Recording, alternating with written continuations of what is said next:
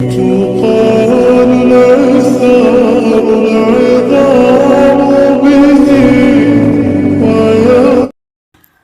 دن آئے گا جب تمہیں تمہاری دعاؤں کی قبولیت کے ذریعے راضی کیا جائے گا۔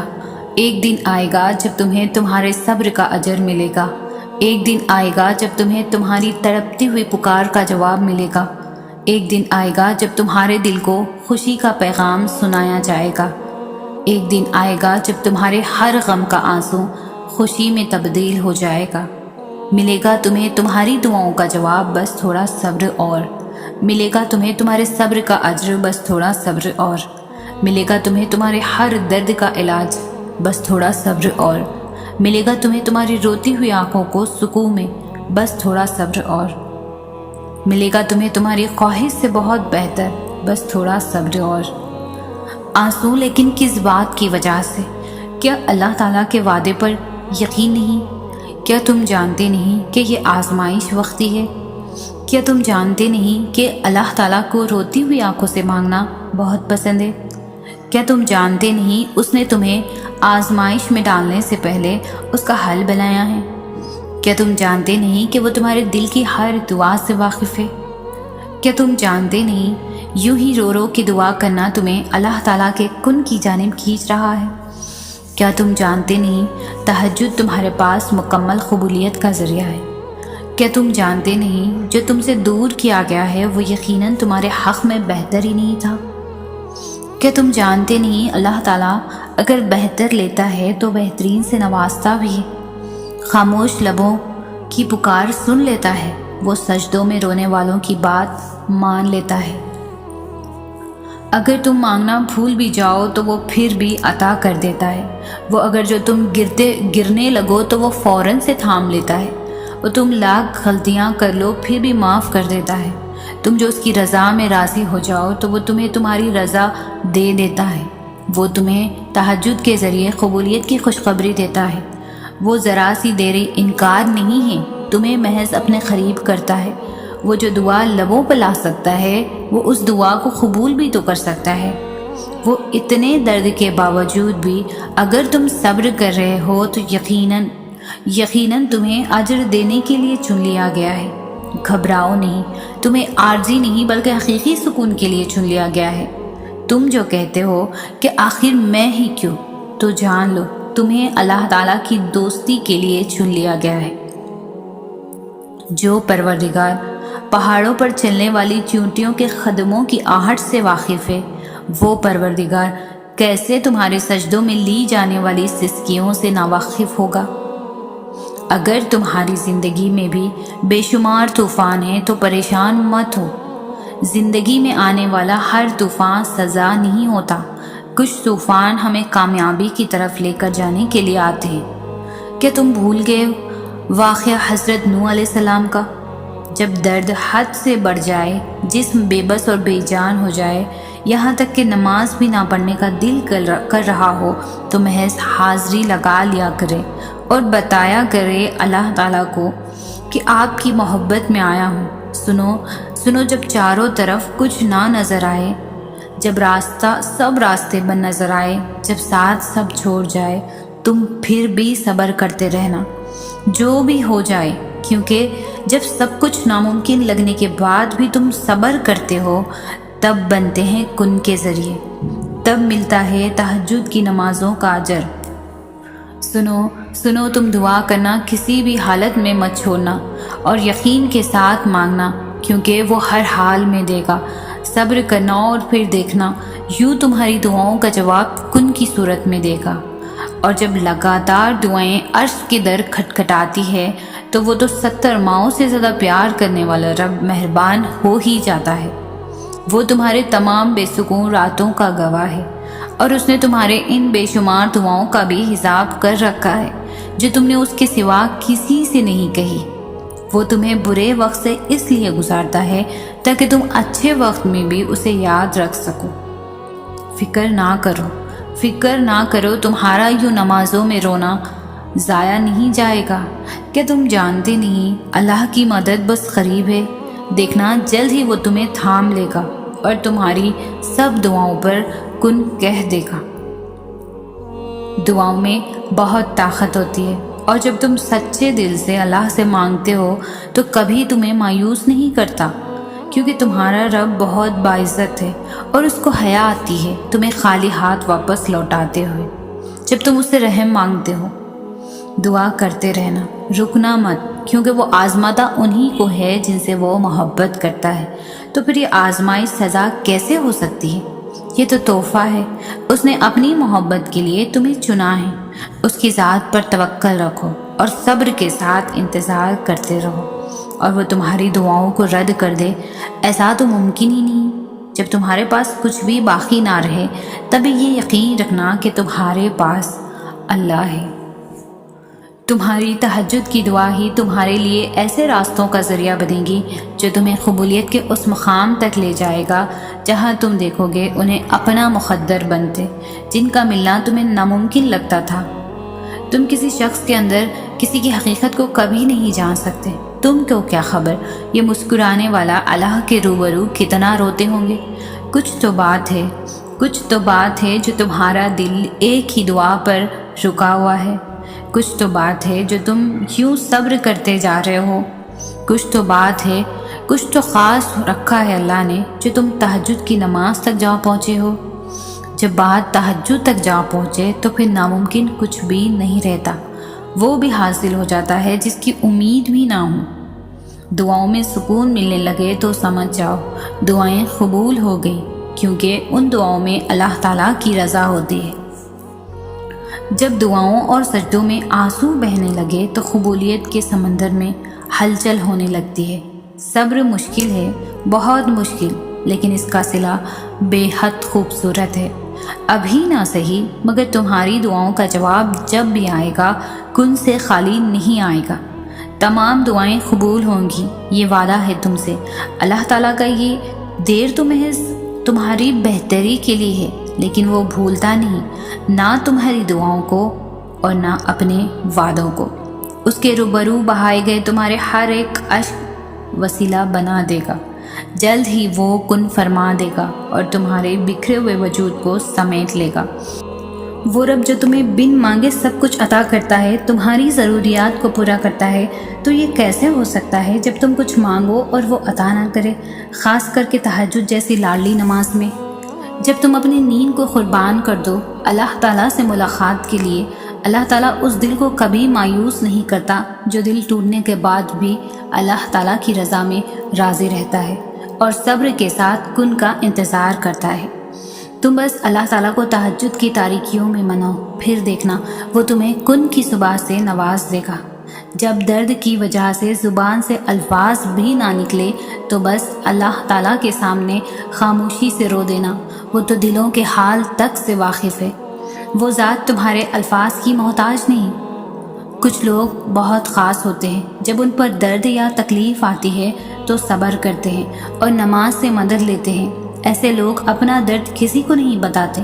جب حالات زیادہ خراب ہو جائیں تو ایسے لوگ بجائے غمزدہ ہونے اور نا امید ہونے کے اللہ تعالیٰ سے ملاقات کے لیے ساری رات انتظار کرتے ہیں کب وقت تہجد ہو اور ہم ساری بات اللہ تعالیٰ کو بتائیں۔ اللہ تعالیٰ کے ہاں بھی ایسے لوگوں کے لیے سوائے جنت کا کوئی اجر نہیں ہوتا۔ اپنا درد انہیں دکھا کر کیا کرنا جو آپ کا درد سمجھ ہی نہ سکے۔ آپ کا درد محض وہی سمجھ سکتا ہے جو آپ کا دوست بھی ہے اور رب بھی ہے۔ اللہ تعالیٰ کے ہر فیصلے پر مطمئن رہنا چاہیے، کیونکہ اللہ تعالیٰ وہ نہیں کرتا جو تمہیں اچھا لگتا ہے، بلکہ وہ کرتا ہے جو تمہارے لیے اچھا ہوتا ہے۔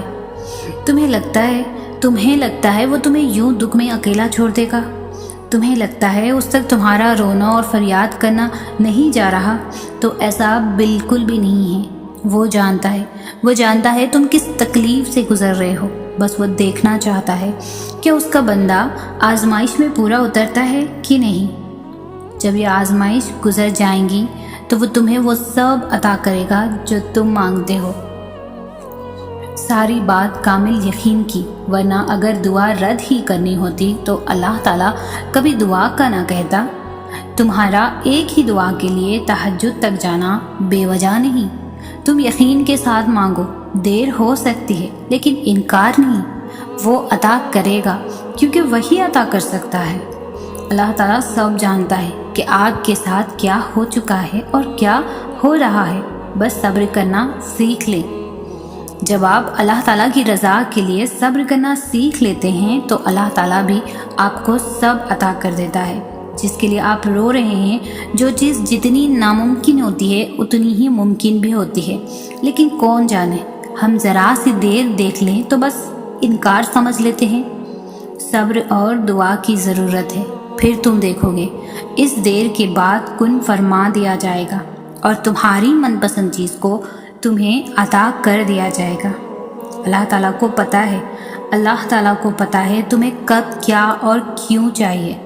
اگر آج تمہاری زندگی سے کچھ گیا ہے تو جان لو وہ یقیناً تمہارے حق میں بہتر نہیں تھا، ورنہ اگر اس وقت تمہارے حق میں بہتر ہوتا تو اللہ تعالیٰ کبھی دور ہی نہ کرتا۔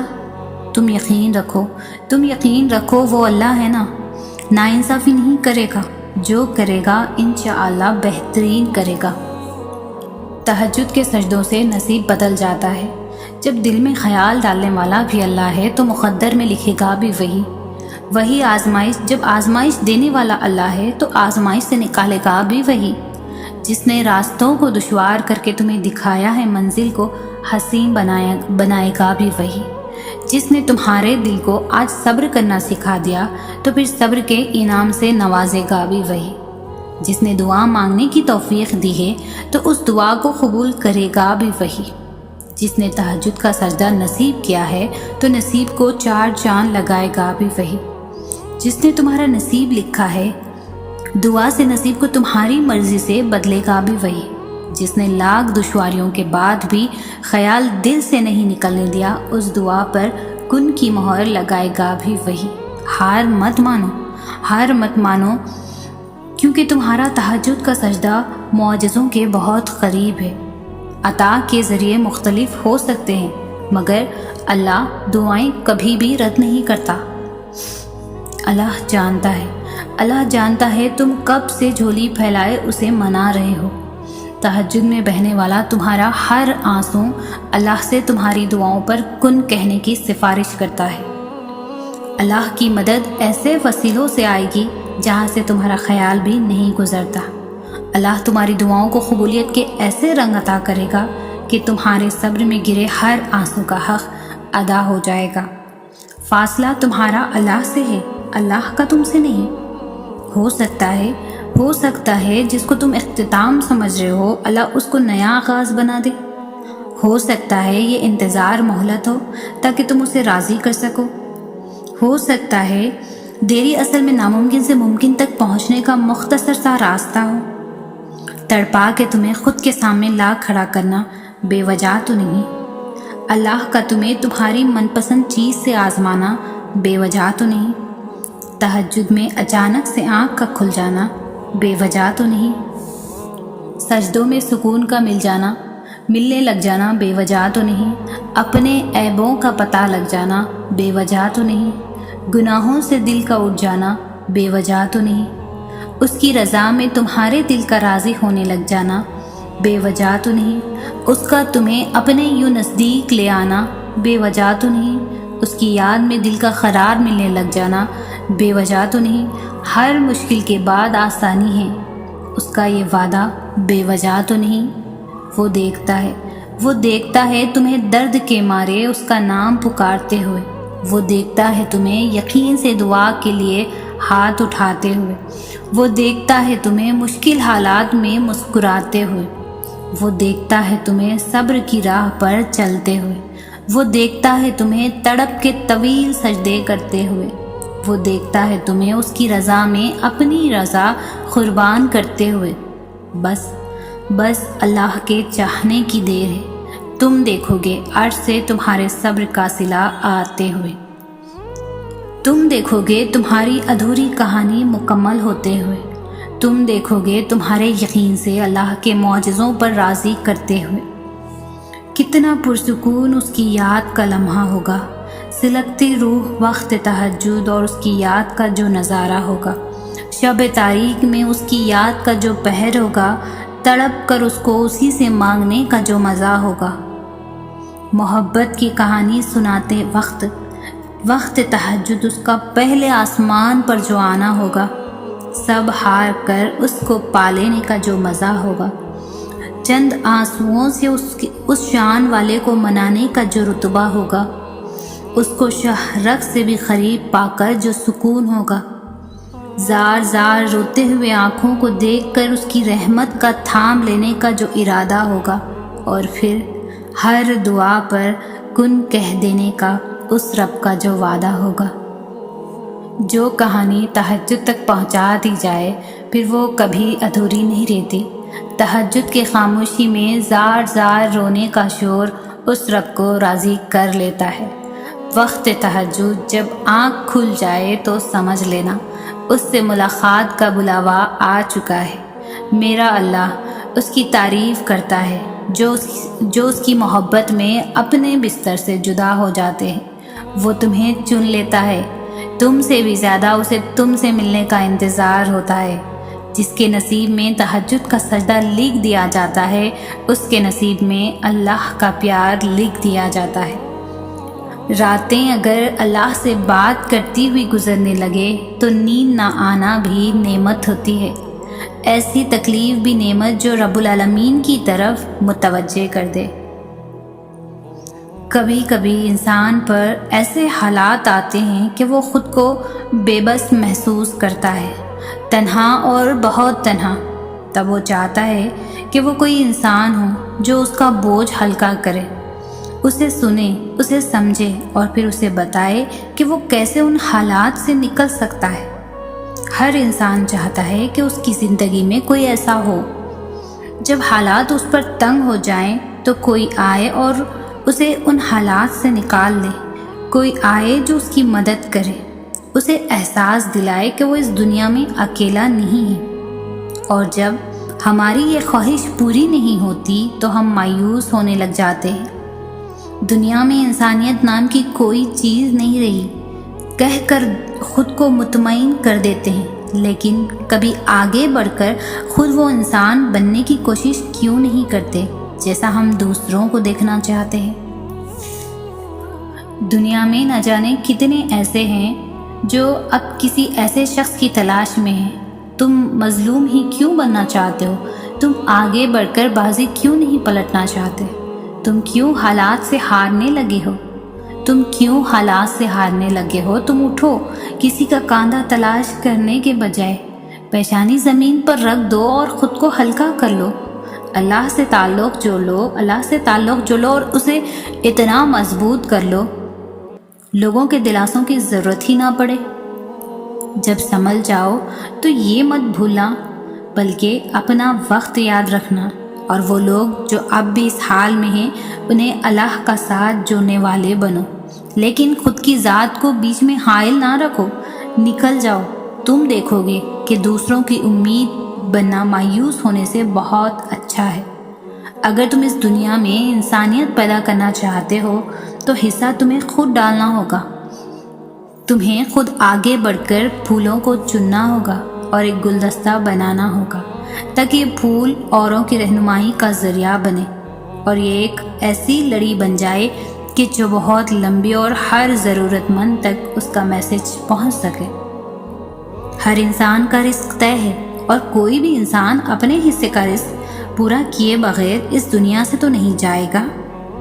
جو مقدر ہے وہ مل کر ہی رہتا ہے، تو انسان کو چاہیے جو ملا ہے اسے عنایت کرے، محنت کرے، لیکن زندگی سے لطف اندوز بھی ہو، اسے بامقصد بنائے، صرف وقتی چیزوں کے پیچھے نہ بھاگے، لوگوں کے آگے ہاتھ پھیلانے سے گریز کرے، اللہ سے مانگے، بے شک اس کا دینا سب سے بہترین ہے، لیکن جو اللہ نے اوروں کو دیا ہے اس پر حسرت نہ کرے اور نہ لالچ کرے، اور کی تمنا میں ہی زندگی نہ گزارے، کیونکہ لالچ تو اس برتن کی طرح ہے جس میں سوراخ ناشکری کا ہوتا ہے، وہ کبھی نہیں بھر سکتا، اسے بھرنے کی کوشش میں انسان خود خالی ہو جاتا ہے۔ انسان چاہے کچھ بھی پالے، کچھ بھی بن جائے، اسے اپنی اصلیت نہیں بھولنی چاہیے۔ انسان کو ہمیشہ عاجزی اختیار کرنی چاہیے، اور یاد رکھنا چاہیے کہ وہ آج جس مقام پر ہے اس میں اس کا کمال نہیں، بلکہ اس مقام پر پہنچنے والی ذات اللہ کی ہے۔ پھر انسان جتنا جھکتا اتنی ہی عظمت پر پہنچتا ہے، لیکن اگر وہ اللہ کی عظمت کو قبول کرنے کے بجائے خود بڑا بننے کی کوشش کرتا ہے، خود کو بڑی چیز سمجھتا ہے، غرور کرتا ہے، تو وہ اپنے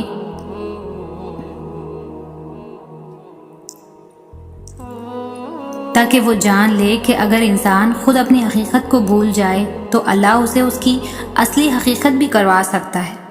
انسان تو مٹی ہے، مٹی سے بنا ہے اور مٹی میں ہی مل جانے والا ہے، اور مٹی کی جگہ زمین پر ہی ہوتی ہے۔ غرور کس بات کا، تکبر کس بات کا؟